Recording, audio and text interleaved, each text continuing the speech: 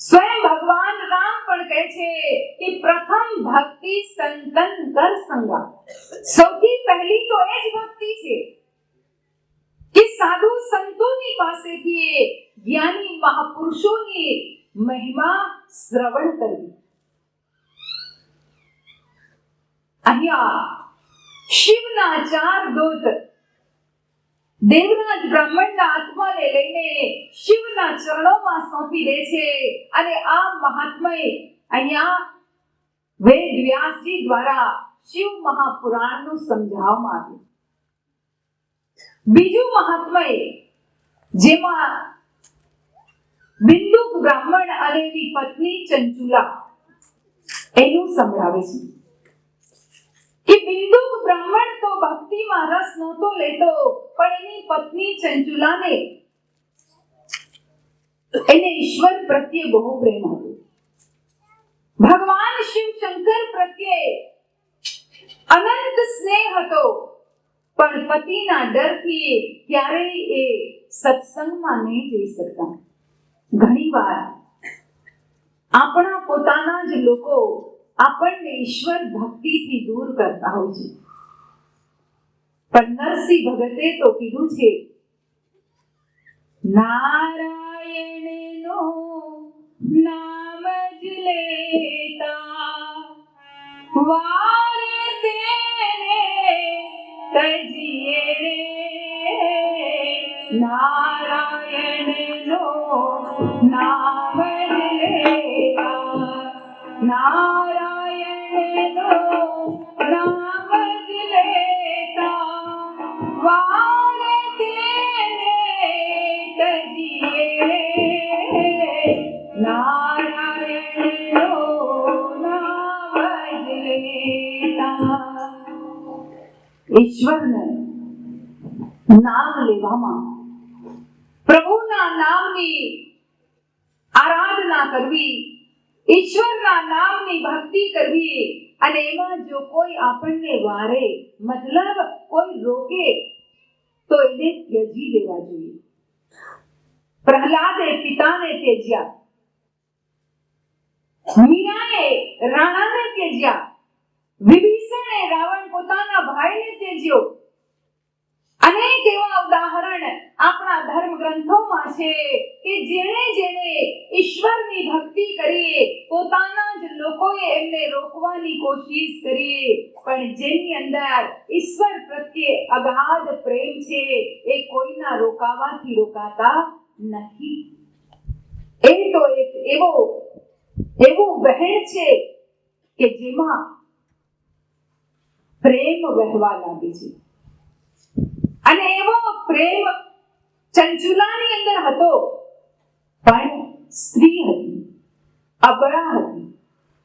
આજનો સમય નહોતો કે જ્યાં સ્ત્રી પુરુષને ઇક્વાલિટી મળી છે, સમાનતા છે, અત્યારે સ્વતંત્રતા છે. પ્રાચીન સમયમાં સ્ત્રીઓને એટલી સ્વતંત્રતા નહોતી, જેના કારણે ચંચુલાને ઈશ્વર પ્રત્યે સ્નેહ હોવા છતાં પણ પોતાના પતિની ના ડરને કારણે એ ક્યારેય સત્સંગ ભજન ભક્તિમાં નહીં જઈ શકી. અહીંયા બિંદુક બ્રાહ્મણ એનો જીવન એકદમ ધુંધકારી જેવો હતું. ભાગવત પુરાણમાં ધુંધકારીની વાત સાંભળીએ છીએ કે એટલું ખરાબ જીવન, હંમેશા સ્ત્રીઓની પાછળ રહેવું, અને એ જ રીતે પોતાના આખા ઘરનો જે પણ ધન હતો એ સ્ત્રીઓની પાછળ એને વેડફી નાખ્યો, અને અંતે એનું મૃત્યુ થયું. તો એ પ્રેત યોનિને પ્રાપ્ત કરે છે. અને આ જે ક્ષોભ હતો એ ચંચુલાના મનમાં હતું કે મારા પતિએ ક્યારેય ઈશ્વરનું ભજન નહીં કર્યું, જરૂર એનો આત્મા ભટકતો હશે. હું શું કરું કે જેના કારણે એના આત્માને શાંતિ મળે. એમાં એક દિવસ એ પ્રયાગમાં જાય છે. પ્રયાગ દર્શન કરી પ્રયાગમાં સ્નાન કરી જ્યાં એ પાછા આવે છે તો પ્રયાગના તીરે એક સાધુ મહાત્મા શિવ પુરાણની કથા કહી રહ્યા હતા. ધીમે રહીને પાછળ બેસીને શિવની અનુપમ કથા ચંચુલા સાંભળે છે. ધીમે ધીમે એના મનમાં શિવ પ્રત્યે એટલો પ્રેમ જાગે છે અને કથા પૂર્ણ થયા બાદ એ સાધુ મહાત્માને પૂછે છે કે મહારાજ, મારે પણ શિવની આરાધના કરવાનો માર્ગ જાણવો છે. તમે જે શિવ તત્વની વાત કરી, હું એ શિવ તત્વને જાણવા ઈચ્છું છું. કેમ કે શિવની ભક્તિ કરવી અને શિવ તત્વને જાણવો એ બે જુદી જુદી વસ્તુ છે. શિવનો ભક્ત તો રાવણ પણ હતો. આપણે રાવણને ભગવાન શિવ શંકરનો પરમ ભક્ત માનીએ છીએ. ભક્ત તો રાવણ પણ હતો શિવજીનો, પણ શિવના તત્વને નહોતો જાણતો, જેના કારણે સ્વયં સંસારમાં આવેલા મર્યાદા પુરુષોત્તમ યુગ પુરુષ પ્રભુ રામ સાથે એણે વેર કર્યું. જો શિવ તત્વને જાણતો હોય તો રામને પહેલા જ ઓળખી ગયો હોય. શિવ તત્વથી તો રામની ઓળખાણ થાય. શિવ તત્વને સતીએ નહીં જાણ્યો તો રામને ન ઓળખી શક્યા. માં પાર્વતીજીએ જાણ્યો એટલે રામને ઓળખી શક્યા. અહીંયા ભગવાન શિવના ભક્ત થવો એ તો બહુ સરળ છે કે આપણે 2-3 બેલ પત્ર ચડાવી લીધા, 1 લોટી જળ ચડાવ્યો, 1 લોટી દૂધ ચડાવ્યો અને વિચાર કરીએ કે આપણે શિવના ભગત બની ગયા. ખાલી 1 લોટી જળ અને દૂધથી અને 1 બેલ પત્ર ચડાવી થોડી ભસ્મ આપણે શિવલિંગ ઉપર ચડાવી દીધી તો શિવ ભક્ત નથી બનાતો. શિવ ભક્ત બનવા માટે શિવના વાસ્તવિક તત્વને જાણવું પડે છે. અને એ તત્વ એ ચંચુલા પૂછે છે સાધુ મહારાજને કે મહારાજ, કથામાં જે તમે શિવ તત્વની વાત કરી, મને એનો રસ્તો બતાવો, કઈ રીતે એમની સાધના થાય. ત્યારે સાધુ મહાત્મા 3 દિવસની શિવ કથા સંભળાવ્યા બાદ ચંચુલાને ધ્યાનનો માર્ગ બતાવે છે.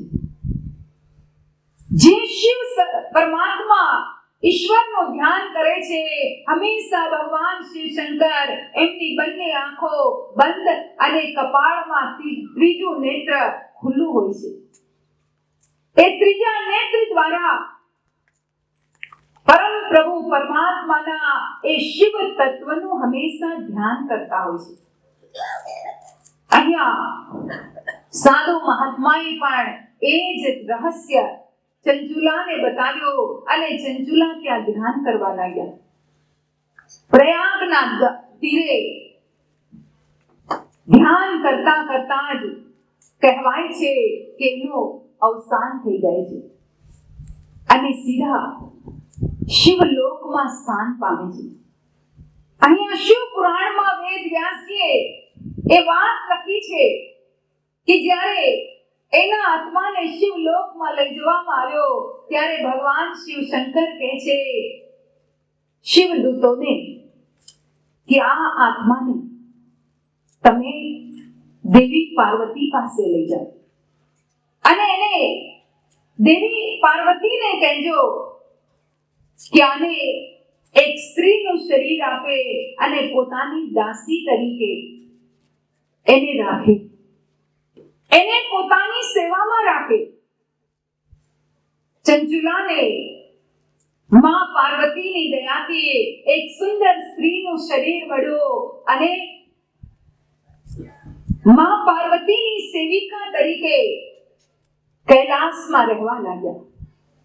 સેવા કરતા કરતા સાથે રહેતા રહેતા માં પાર્વતીજી અને ચંચુલાની બહેનપણી થઈ. બહેનપણા થઈ જાય ને, બહુ નજીક રહીએ કોકની સાથે 2 દિવસ 4 દિવસ, 2 દિવસ 4 દિવસ તો જવા દ્યો.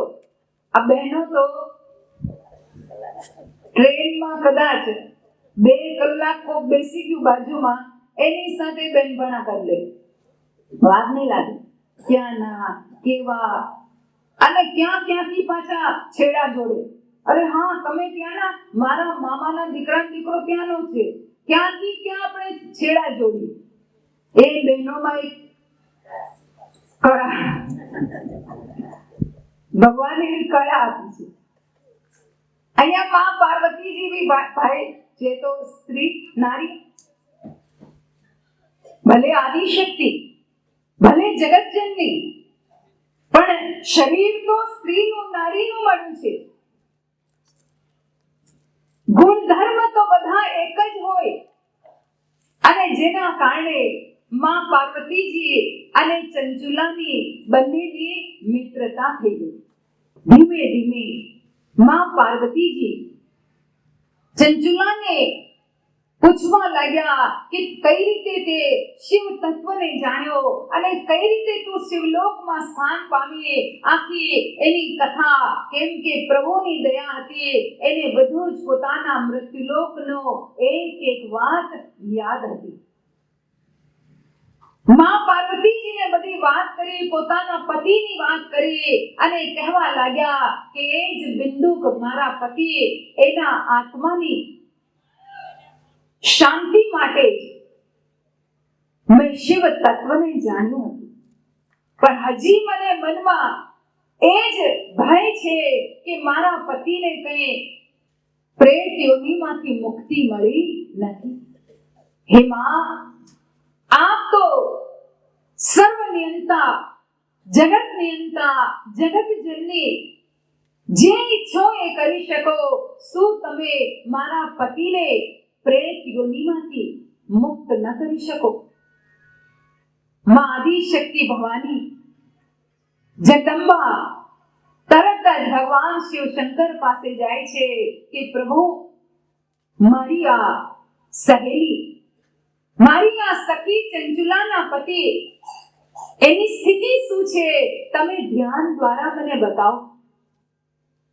ભગવાન શંકર તો સ્વયં સંહારના દેવતા અને ભૂત પ્રેત તો એમના ગણ. અહીંયા જાણે છે કે આ પ્રેત યોનિમાં જેનો પતિ છે, પણ મારી પત્નીની સેવિકા અને મિત્ર એને મુક્ત કરવા માંગે છે. તો એને માટે ભગવાન શિવ શંકર કહે છે કે હે પાર્વતી, મૃત્યુલોકમાં એક તુમરુ નામના પંડિત છે, જે નિરંતર મારી કથાનો પાન લોકોને કરાવતા હોય છે. અને એની પાસે જો એ બિંદુકનો આત્મા કોઈ પણ રીતે પહોંચી જાય તો એ કથા દ્વારા એ આત્માની મુક્તિ થાય, એને પ્રેત યોનિમાંથી મુક્તિ મળે.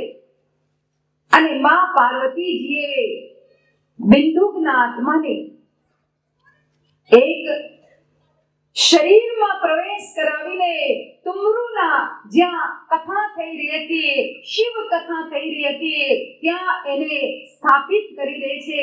અને કહેવાય છે કે કેવળ 3 દિવસની જ શિવ કથામાં એ બિંદુકનો આત્મા નિર્મળ અને પવિત્ર થઈને મુક્ત થાય છે. અને ત્યારે ચંચુલાની પ્રાર્થનાથી ભગવાન શિવ એ બિંદુકના આત્માને પોતાના ચરણોમાં સ્થાન આપે છે.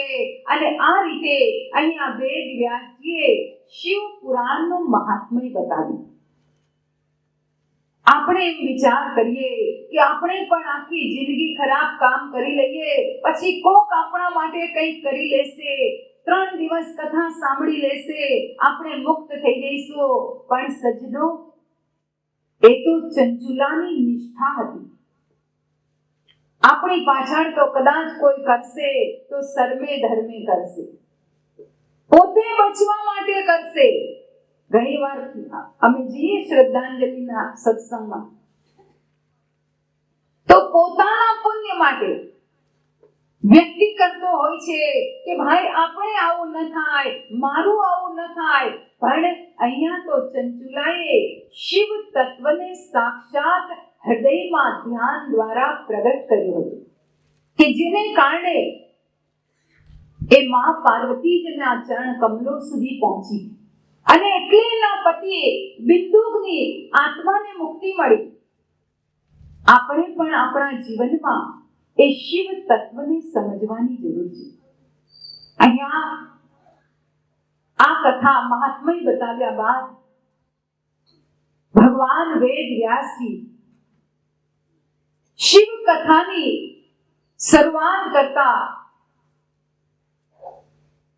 શિવ પુરાણમાં લખે છે કે એકવાર શૌનક આદિ 88,000 ઋષિમુનિ લોકો પ્રયાગના તીરે ભાગવત પુરાણ આપણે સાંભળીએ છીએ કે નૈમિષારણ્ય તીર્થે ભાગવત પુરાણ વંચાયું, પણ શિવ પુરાણ પ્રયાગના તીરે હર હર શંભુ ભોળા તમારી ધૂન લાગી, હર હર શંભુ ભોળા તમારી, હર હર શંભુ ભોળા તમારી ધૂન લાગી, હર હર શંભુ. ગાઓ બધા તાળી પાડીને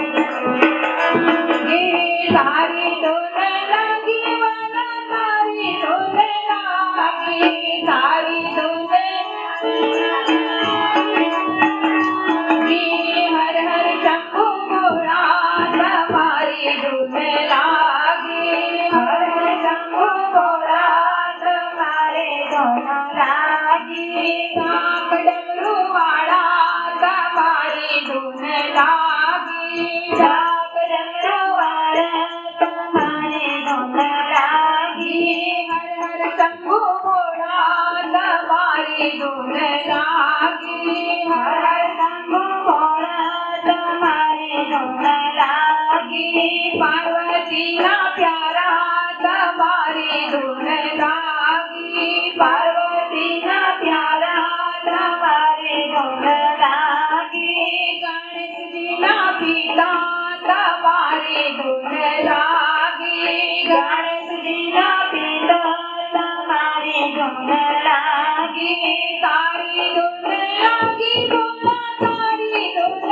લાગી, તારી ધૂન લાગી ભોળા, તારી ધૂન લાગી, હર હર શંભુ ભોળા તમારી ધૂન લાગી, હર હર શંભુ ભોળા તમારી ધૂન લાગી, લાંબી જટાવાળા તમારી ધૂન લાગી, લાંબી જટાવાળા તમારી ધૂન લાગી, ગળે સર્પ કાળા તમારી ધૂન લાગી, ગળે સર્પ કાળા તમારી ધૂન લાગી, તારી ધૂન લાગી ભોળા, તારી ધૂન લાગી, તારી ધૂન લાગી ભોળા, તારી ધૂન લાગી, હર હર શંભુ ભોળા તમારી ધૂન લાગી, હર હર શંભુ ભોળા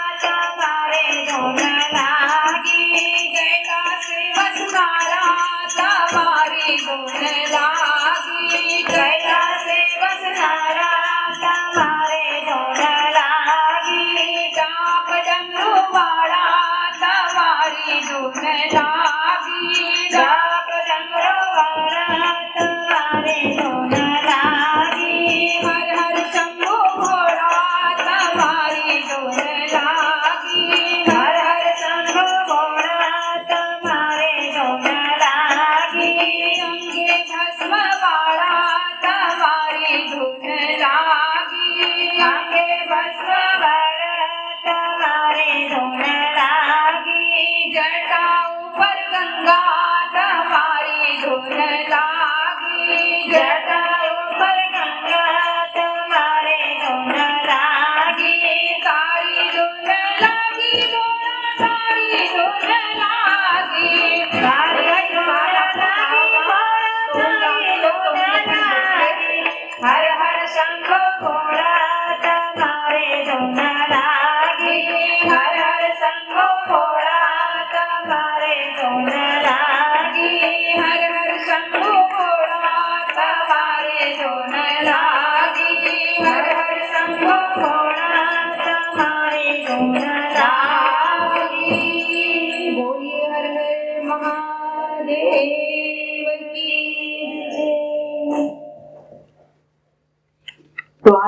પ્રેમી સજ્જનો, શિવ કથાનું મહાત્મ્ય તો સાંભળ્યું, પણ પ્રયાગમાં સુત પુરાણીજીને સૌનક આદિ ઋષિઓ પૂછે છે કે આ સંસારમાં કલિયુગમાં જ્યાં દરેક જીવ અશાંત છે, જીવ મનથી અનેક પ્રકારના પાપ કરનારો અને એને આવા કલિયુગના પ્રભાવોથી બચવાનું કયું સાધન છે, કયો રસ્તો છે જેનાથી કલિયુગના પ્રભાવોથી જીવ બચી શકે, કયું એવું રસાયણ છે જે રસાયણ પીવાથી જીવને જન્મ મરણના રોગમાંથી મુક્તિ મળે. ત્યારે સુત પુરાણીજી સૌનક આદિ ઋષિઓને શિવ પુરાણનું મહત્વ સમજાવે છે કે શિવ પુરાણ જ એક એવું સાધન છે કે જેના દ્વારા કલિયુગના પાપથી જીવ બચી શકે છે.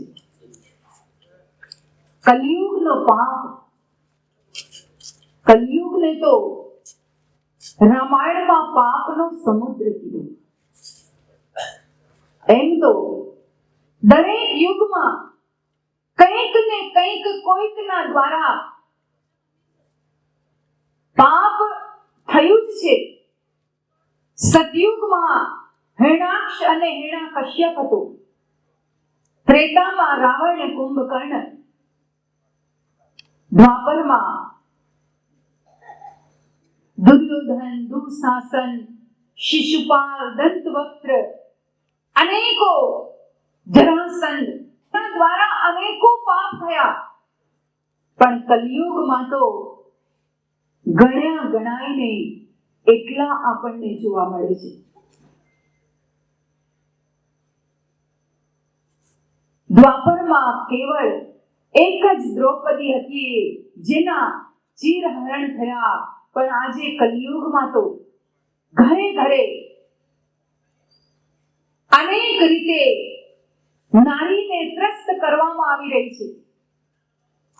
અનેક રીતે જીવનું મન, આ મનુષ્ય જીવન એટલે તો એને ક્રાઉન ઓફ ક્રિએશન કહેવાય છે, સૃષ્ટિનો સરતાજ કે જેમાં ઈશ્વરની ભક્તિ થઈ શકે, સત્સંગ થઈ શકે, પ્રભુનું ભજન થઈ શકે. આવી યોનિમાં જતા રહીશો, ઈચ્છા પણ હશે તો કોઈ બેસવા દેશે નહીં. એટલે જ્ઞાનીઓ કહે છે કે આટલું ઉત્તમ માનવ જીવન મળ્યું છે. મોંઘો મનુષ્ય દેહ ફરી ફરીને મળે નહીં વારંવાર. ઓ ભાઈ તું ભજી લેને કીર્તાર, ઓ ભાઈ તું ભજી લેને કીર્તાર.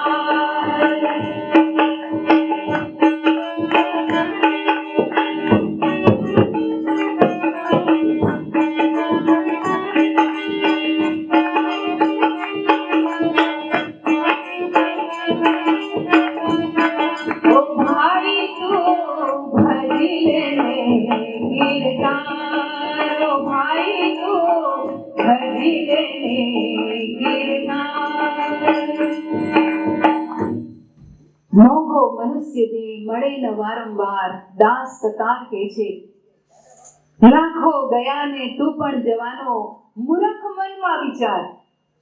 આ અવસર જો ચૂકી ગયા તો ખાસો જમના માર. જમના નહીં તો આપણા જ ખાઈશું આપણે માર.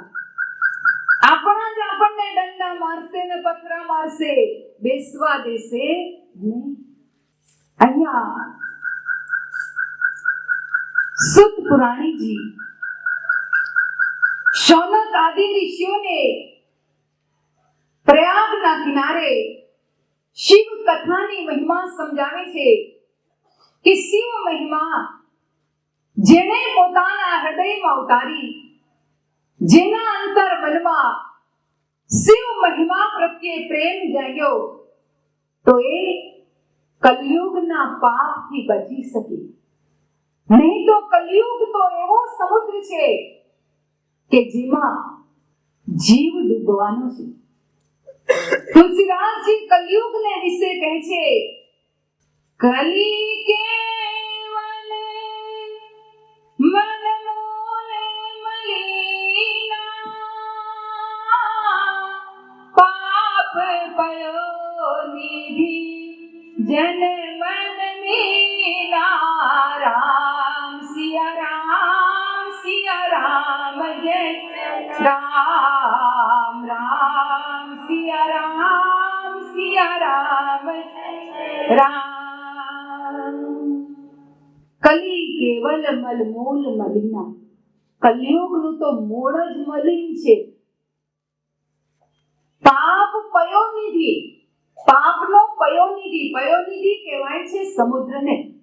આ પાપનો સમુદ્ર છે અને એમાં જન મન મીના. આપણે બધાય માછલીઓ છીએ. મીન એટલે માછલી. કલયુગના પાપ રૂપી સમુદ્રમાં મનુષ્ય માછલીની જેમ કૂદકા મારી રહ્યો છે, ડૂબી રહ્યો છે, એમાં ને એમાં જીવન સમાપ્ત કરી રહ્યો છે. પણ આવા કલયુગના સમુદ્રમાં ડૂબકી મારીને મરવાથી જો બચવું હોય તો એક જ રસ્તો છે. કયો?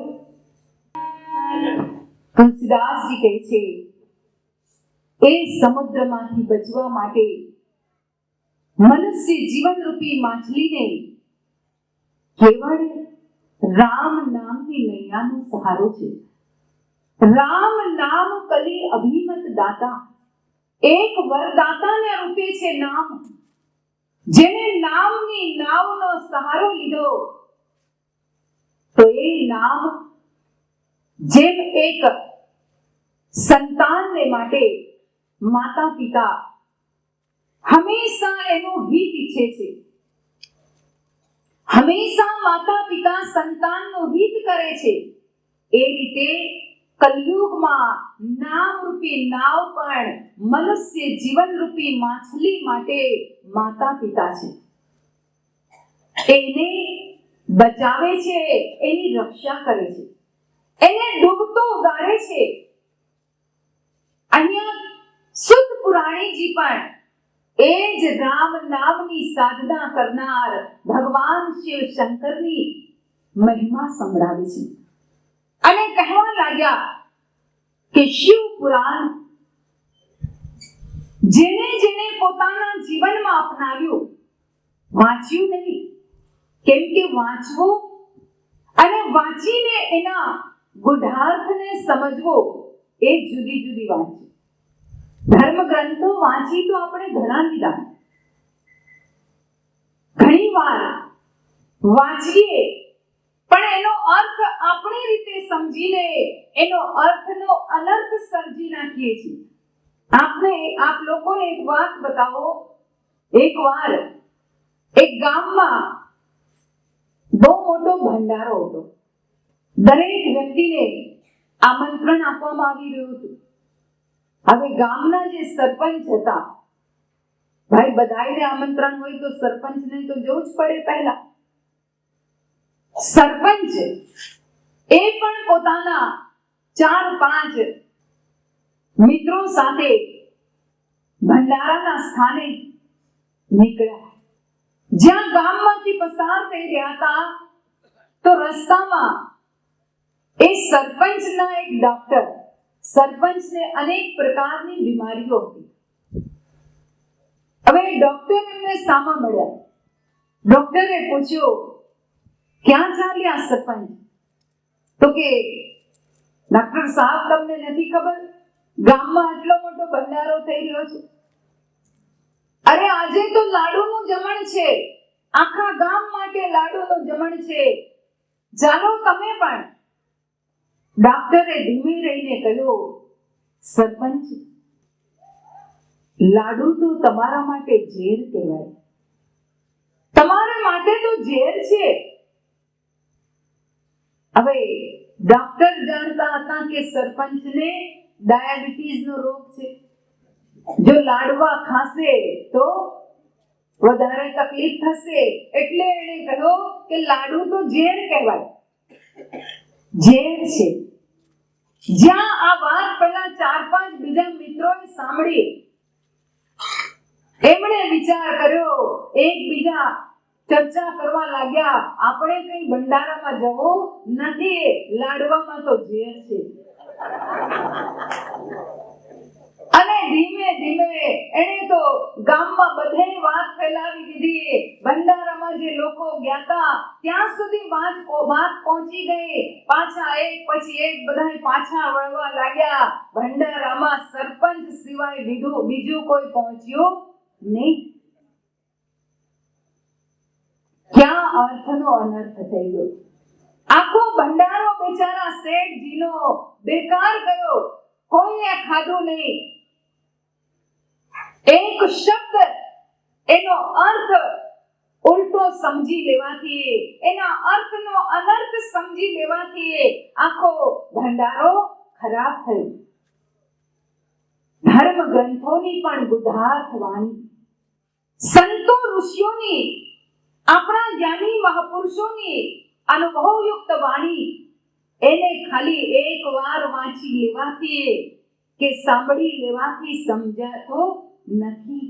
કઈ લાડવામાં ઝેર છે એવું સમજી લીધો તો ઉદ્ધાર થવાને બદલે કઈક બીજું જ થઈ જાય. તો અહીંયા સુત પુરાણીજી સૌનક આદિ ઋષિઓને બહુ ધ્યાનથી એક એક વાત સમજાવે છે અને કહેવા લાગ્યા કે હે સૌનક ઋષિઓ, આ શિવ કથા સ્વયં ભગવાન શિવ શંકરે બ્રહ્મા અને વિષ્ણુને સંભળાવી હતી. આ શિવ કથા જેનો રસપાન બ્રહ્માએ કર્યો, બ્રહ્માએ નારદજીને કરાવ્યો, નારદજીએ વેદ વ્યાસજીને કરાવ્યો અને એ રીતે આ શિવ કથા આપણા સુધી પહોંચી. આ શિવ કથામાં ભગવાન શિવ માતા સતીની સાથે વિવાહ થયા બાદ કઈ રીતે સ્વયં એ રામનું ધ્યાન કરીને રામના મહત્વને સતીને સમજાવે છે અને સતી નથી સમજી શકતા, જેના કારણે એમણે પોતાનો આ પંચ તત્વનો દેહ યોગ અગ્નિમાં ભસ્મ કરી નાખ્યો. આ બધી કથા સુત પુરાણીજી સમજાવે છે, પણ એમાં કહેવા લાગ્યા કે હે સૌનક ઋષિઓ, શિવ કથાને 3 પ્રકારની શુદ્ધિ દ્વારા સાંભળવામાં આવે છે. એમાં અગ્નિ યજ્ઞ દ્વારા શુદ્ધિકરણ જોઈએ, એમાં દેવ યજ્ઞ દ્વારા શુદ્ધિકરણ જોઈએ અને બ્રહ્મ યજ્ઞ દ્વારા શુદ્ધિ હોવી જોઈએ. કોઈ પણ વસ્તુ પવિત્ર હોય તો જ એ આપણા મનને આકર્ષે છે. આંખને તો કોઈ પણ વસ્તુ આકર્ષી લે, કેમ કે આંખ એક ઇન્દ્રિય છે. ગમે તે વસ્તુથી આંખ આકર્ષાય, પણ મનને તો કેવળ પવિત્રતા જ આકર્ષી શકે. મન અને આત્માને કેવળ પવિત્રતા જ પહોંચી શકે. અહીંયા મનને શુદ્ધ કરવા માટે, કેમ કે એના માટે જરૂરી નથી કે જગ્યા ચોખ્ખી હોવી જોઈએ. ઉદાહરણના રૂપે ભગવાન શિવ શંકર હંમેશા સંસારમાં રહ્યા, પણ હંમેશા મન અને આત્માથી શુદ્ધ રહ્યા. રાવણ હંમેશા મહેલમાં રહ્યો, પણ મન અને આત્માથી હંમેશા મલિન રહ્યો. દક્ષ રાજા હંમેશા મહેલમાં રહ્યા, પણ છતાં હંમેશા એનો મન મલિન રહ્યો શિવ પ્રત્યે. તો મહેલમાં રહેવાથી શુદ્ધ રહીએ, મહેલમાં રહેવાથી પવિત્રતા આવે, મહેલમાં રહેવાથી નિર્મળતા આવે એવું નથી. પવિત્રતા તો સંસારમાં બેસવાથી પણ વ્યક્તિ મેળવી શકે, પણ એ જીવના પોતાના મન ઉપર આધાર રાખે છે કે આ મનને આપણે કઈ દિશામાં, કયા એવા રસમાં ડુબાડવું છે. એને ભોગ રસમાં કે યોગ રસમાં? દક્ષે ભોગ રસમાં એને ડુબાડ્યું, રાવણે ભોગ રસમાં ડુબાડ્યો તો એ મલિન થયો, અને શિવ શંકર ભગવાને એને યોગ રસમાં ડુબાડ્યો એટલે પવિત્ર થયો. આ જીવ પર નિર્ભર કરે છે કે ભોગ રસ મેળવવો છે કે યોગ રસનું પાન કરવું છે. શિવ કથા આપણને યોગ રસ પીતા શીખવાડે છે. જેણે જેણે યોગ રસ પીધો એનું જીવન નિર્મળ થઈ ગયું. પણ આ યોગ રસ પહેલા મીઠો નથી લાગતો. પ્રથમ લાગે તીખો ને કડવો, પછી આંબા કેરી શાક. પહેલા તો કડવો ને તીખો જ લાગે. ક્યાં જવું, રહેવા દો, આટલી સરસ રાત છે, ઊંઘીએ. આપણે આ રસ મેળવવાનો એટલો પ્રેમ નહીં જગાડવું, પણ ધીમે ધીમે જ્યારે શરીર થોડું કામ કરતું ઓછું થઈ જાય, પગ ચાલતા ઓછા થાય, આંખેથી દેખાતું ઓછું થાય, કાનેથી સંભળાતું ઓછું થાય, અને ત્યારે એમ થાય કે હવે ભક્તિ કરી લઈએ. જ્યારે સમય હતો ત્યારે ભોગ રસ પીધો, અને જ્યારે સમય આપણા હાથથી શરીરના અંગો આપણા ગળવા લાગે છે, શરીરથી કંઈ થઈ શકતું નથી, શરીર પરાધીન થઈ જાય છે, લોકોની પરતંત્રતા, પરાધીનતા નિભાવવાનો વારો આવે છે, ત્યારે આપણે યોગ રસ તરફ ઢળીએ છીએ. પણ સંતો કહે છે જો પહેલેથી યોગ રસમાં ડૂબ્યા તો પછી ક્યારેય પરતંત્રતા ભોગવવી પડશે નહીં. કેમ કે પછી હંમેશા એ આત્મા આપણને સાથ આપશે. આત્મારૂપી પરમ પિતા પરમાત્મા આપણો સહારો બનશે.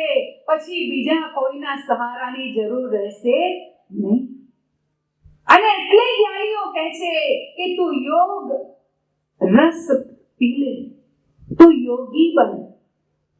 ગીતામાં તો કેટલી વાર ભગવાન કૃષ્ણએ અર્જુનને કહ્યું, હે અર્જુન તું યોગી થા. ક્યાંય ભગવાને ભોગી થા એમ નથી કીધું. ભાઈ ભોગ તો કૂતરા બિલાડા બનશું ત્યારે મળી જ જશે. અરે એક દિવાલ પર રગડતી રેંગતી ગરોળીને ભોગ મળી જશે. એ ગરોળી બની જઈશું તોય મળી જશે કંઈક ને કંઈક તો. પણ યોગ તો કેવળ મનુષ્ય જીવનમાં જ થઈ શકે. યોગનું પાન તો કેવળ મનુષ્ય જીવનમાં જ વ્યક્તિ પી શકે. અને એવા રસપાનને સુત પુરાણીજી સૌનક ઋષિઓને પીવડાવે છે. અને પીવડાવતા કહેવા લાગ્યા કે અગ્નિ યજ્ઞની શુદ્ધિ, મતલબ સૂર્ય ચંદ્ર અગ્નિ જે પ્રકાશ છે એ આપણા અંતરાત્મામાં પ્રગટ થવો જોઈએ. પ્રકાશથી જ પવિત્રતા આવે છે. પ્રકાશમાં ગંદકી સાફ થઈ જાય છે, અંધકારમાં ગંદકી રહે છે, પણ પ્રકાશમાં ગંદકી રહેતી નથી.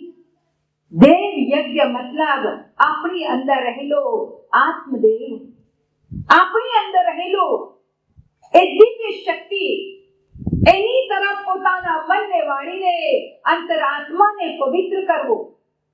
અને સૌથી ઉત્તમ સર્વોત્તમ શુદ્ધિ એ બ્રહ્મ યજ્ઞ, બ્રહ્મ તત્વ, જેના થકી જીવ બ્રાહ્મણ કહેવાય છે. જાતિથી કોઈ બ્રાહ્મણ નથી હોતા. જ્ઞાનીઓએ કહ્યું કે બ્રહ્મ જાને ઇતિ બ્રાહ્મણ. જે બ્રહ્મને જાણે છે એ જ સાચો બ્રાહ્મણ છે.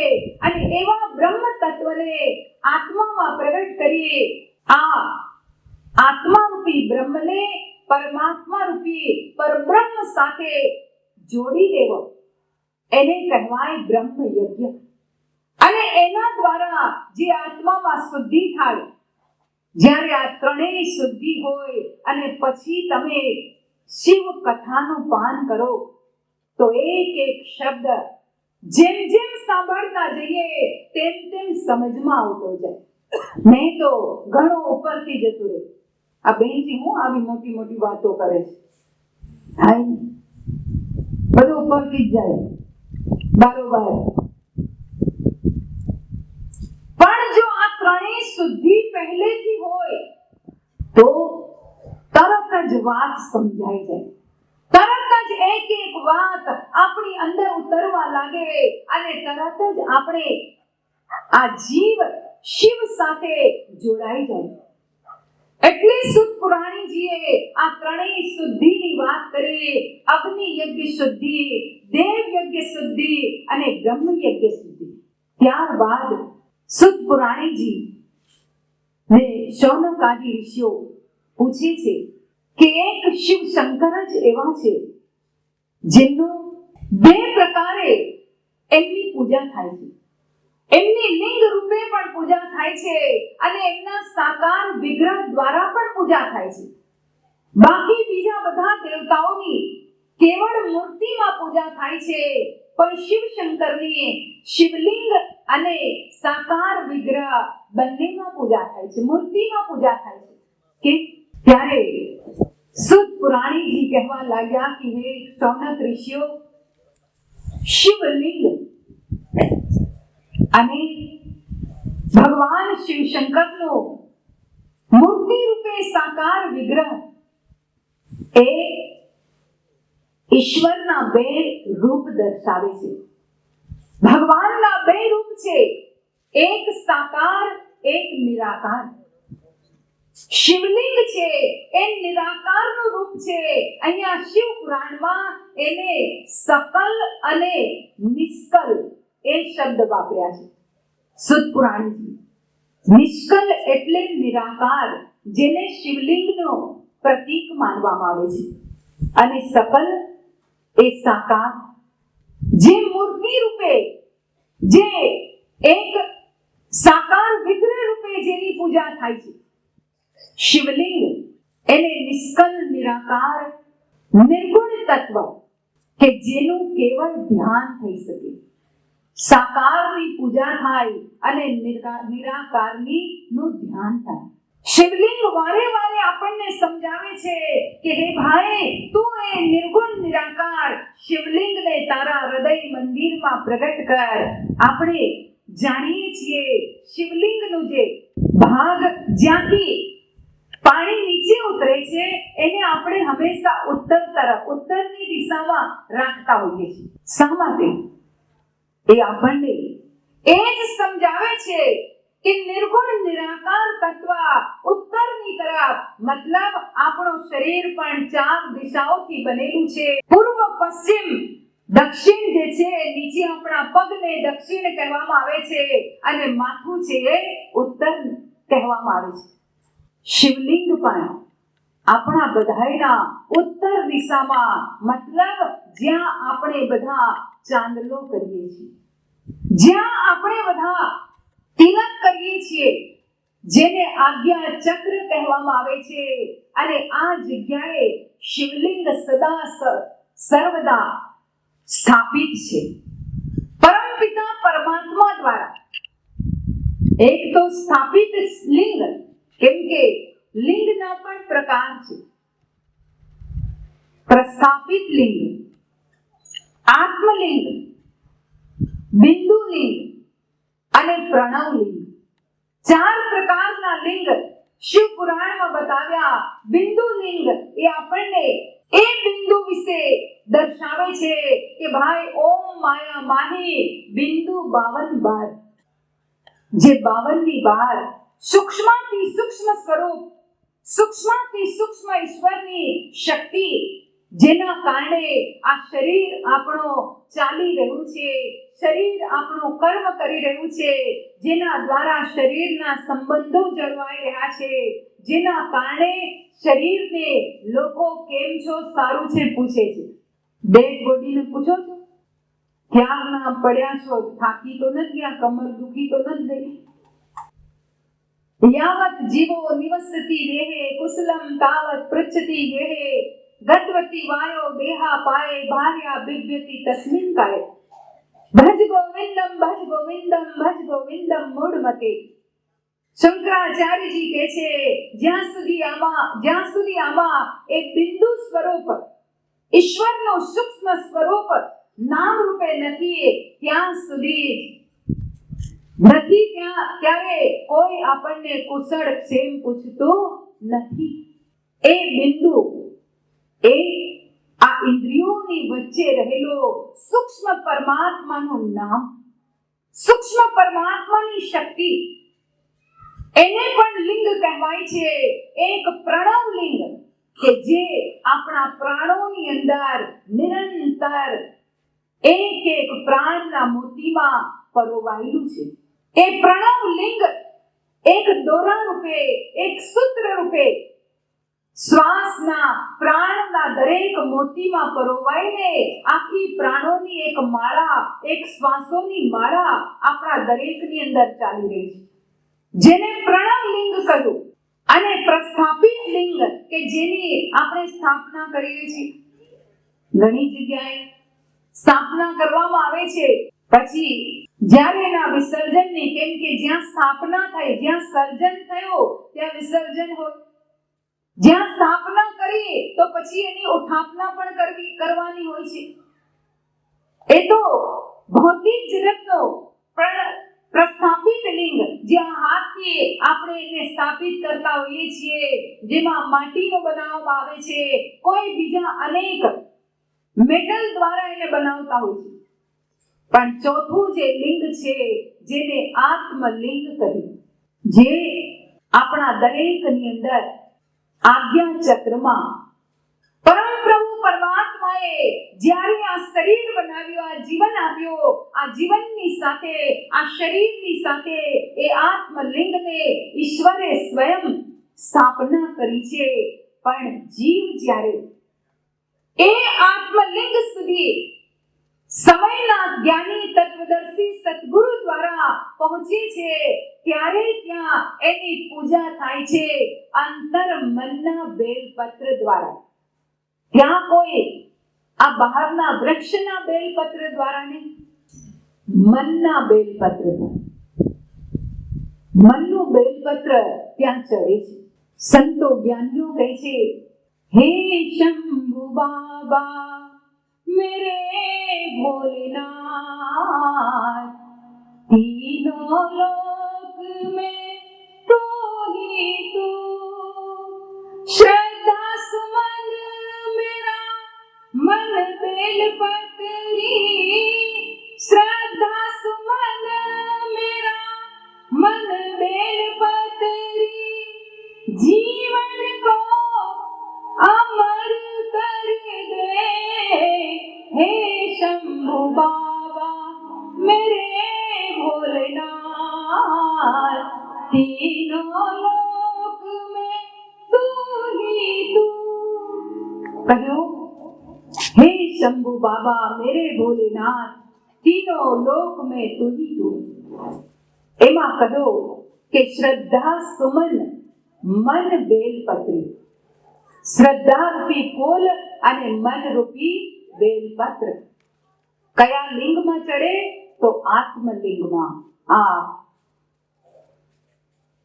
કપાળમાં જે ત્રીજી આંખ છે ત્યાં જે લિંગ છે, એ લિંગની સ્થાપના, એને ખરેખર નિર્ગુણ નિરાકાર શિવલિંગ કહેવાય છે. સુત પુરાણીજી કહે છે એ લિંગ નિષ્કલ લિંગ છે અને સકલ લિંગ જે મૂર્તિ રૂપે કે ફોટા રૂપે જેને આપણે પૂજીએ છીએ. અહીંયા આગળ મૂર્તિ રૂપે ભગવાન શિવ શંકર છે, જેને સકલ પરમાત્મા, સકલ શિવ શંકર, સાકાર શિવ શંકર માનવામાં આવે છે. અને શિવલિંગ જે આત્માનો લિંગ છે એને નિષ્કલ નિરાકાર લિંગ કહેવામાં આવે છે. એવા નિરાકાર લિંગ નું જ્યારે જીવ પોતાના અંતર્મનમાં ધ્યાન કરે છે તો એના જન્મો જન્મના પાપ નષ્ટ થઈ જાય છે. હે શૌનક આદિ ઋષિઓ, એવા ભગવાન શિવ શંકર, એની અનંત લીલાઓ છે, એમની અનેક કથાઓ છે. એક પછી એક હું તમને સંભળાવીશ, જેના દ્વારા કલયુગના પાપરત જીવનો પણ ઉદ્ધાર થાય, કે જેને સાંભળવાથી, જેને વાંચવાથી અને જેને પોતાના અંતરાત્મામાં ઉતારવાથી એનો ઉદ્ધાર થાય, એનો કલ્યાણ થાય, એવો સુંદર મહિમા હું તમને ધીરે ધીરે સંભળાવીશ. પણ એમાં હું તમને પહેલા નારદ મોહની કથા, કેમ કે કઈ રીતે સતીના પ્રાગટ્ય દ્વારા ભગવાન શિવ શંકર સતી સુધી પહોંચ્યા, એની કથા નારદ મોહથી શરૂઆત થાય છે. નારદજીને મોહ થયો હતો, પોતે ધ્યાન કર્યો, કામદેવને જીતી લીધો, બહુ અહંકાર આવી ગયો, અભિમાન થઈ ગયો કે ભગવાન શંકરે તો કામદેવને ભસ્મ કર્યો.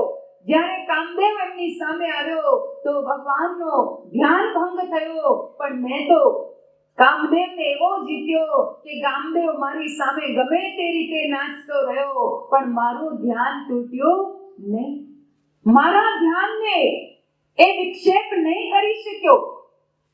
તો હું તો શિવ શંકર કરતા પણ મારું ધ્યાન ઊંચું કહેવાય. અને જ્યારે આવો ભાવ આપણી અંદર જાગી જાય ને, ત્યારે ઈશ્વર એક ભક્તના અહંકારના મૂળને કાપતા હોય છે. ભક્તની અંદર અહંકાર ભગવાન નથી રહેવા દેતા, કેમ કે અહંકાર એક એવો બેરિયર છે કે જે આપણને આગળ જતા રોકે ભક્તિ માર્ગમાં. અભિમાન બહુ મોટું અડચણ છે, ત્યાંથી સીધો ભક્તનો પતન થવાનું શરૂ થાય છે. અહંકાર એક એવી સીડી છે જે નીચેની તરફ જ જાય, ઉપરની નહીં. તો ભાઈ સીડી તો નીચે પણ જાય, લઈ જાય અને ઉપર પણ લઈ જાય, પણ અહંકાર રૂપી સીડી એક એવી સીડી છે જે કેવળ નીચેની તરફ જ લઈ જાય, ત્યાંથી ઉપર જવાનો કોઈ ચાન્સ રહેતો નથી. અને એટલે પરમાત્મા પોતાના ભક્તની અંદર અહંકાર રહેવા દેતા નથી. પરમાત્માનું ભોજન જ છે ભક્તનો અહંકાર. એ ખાઈ જાય છે એને સીધું, એ પોતે એને ખાઈને એનું ચૂર્ણ બનાવી દે છે. અને આવો નારદજીના જીવનમાં થયો. એ કઈ રીતે? તો એની સુત પુરાણીજી શૌનક આદિ ઋષિઓને કથા સમજાવે છે. અને ત્યારબાદ સતી માતા કઈ રીતે દક્ષના પુત્રી બન્યા અને સતી માતા કઈ રીતે ભગવાન શિવ શંકરને પતિ રૂપે પામે છે, એની બહુ સુંદર કથા અહીંયા શિવ મહાપુરાણ કથામાં, શિવ કથામાં બતાવવામાં આવી છે. આપણે બધા આવતીકાલે એ કથાને સાંભળીશું કે જ્યાં નારદના મોહની સાથે સાથે સતી માતાની કથા બહુ કરુણ પણ છે. કરુણની સાથે સાથે એક એવો સંદેશ આપણા દરેકના જીવનમાં મળે એવો છે કે જેને પ્રાપ્ત કરી લઈએ તો ક્યારે આવેલા સમયના યુગ પુરુષની ઉપર આપણને શંકા ન થાય. સતી માતાને શંકા થઈ એના કારણે જ યોગ અગ્નિમાં એમને પોતાનું શરીર બાળવું પડ્યો. તો એ સંદેશ આપણને બહુ સુંદર આ શિવ પુરાણ દ્વારા મળે છે. તો આવતીકાલે એના વિશે બહુ સુંદર રીતે આપણે કથાનું રસપાન કરીશું. આપ લોકોને બધાઈને હું નિમંત્રણ આપું છું. અહીંયા અમારા શ્રી ગુરુ મહારાજજી જેમનો આપ લોકો ફોટો જોઈ રહ્યા છો, જેઓ અધ્યાત્મ જ્ઞાનના પ્રખર તત્વદર્શી છે અને જેઓ માનવ ધ્યાન સેવા સમિતિના સંસ્થાપક છે. અમારા જેવા અમે 4-5 જ નહીં પણ હજારો સાધુ સંત એમના ચરણોમાં બેસીને, એમના ચરણોમાં રહીને અધ્યાત્મ જ્ઞાનનો, શિવ તત્વનો પ્રચાર કરીએ છીએ. અહીંયા ખાલી શિવ તત્વની વાતો જ નથી કરવામાં આવતી, પણ જે શિવ તત્વની વાત આવતીકાલે તમને સંભળાવવામાં આવશે. અને ખરી શિવ તત્વની કથા તો ત્રીજે દિવસે, જે સ્વયં માતા પાર્વતીજીને ભગવાન શંકરે કરાવી હતી, એ ત્રીજે દિવસે દિવસે તમને સાંભળવા મળશે. તો એ શિવ તત્વનું જ્ઞાન શ્રી ગુરુ મહારાજજીએ અમને કરાવ્યું છે અને એમના એ જ્ઞાનના પ્રતાપે જે પણ અનુભવ અમે અમારા જીવનમાં પ્રાપ્ત કર્યો એ અનુભવ અમે તમારા સુધી પહોંચાડવા માટે અહીંયા આવ્યા છીએ. તો આપ લોકો જરૂરથી એની ઉપર વિચાર કરશો. બોલીએ શિવ શંકર ભગવાન કી જય. ઉમાપતિ મહાદેવ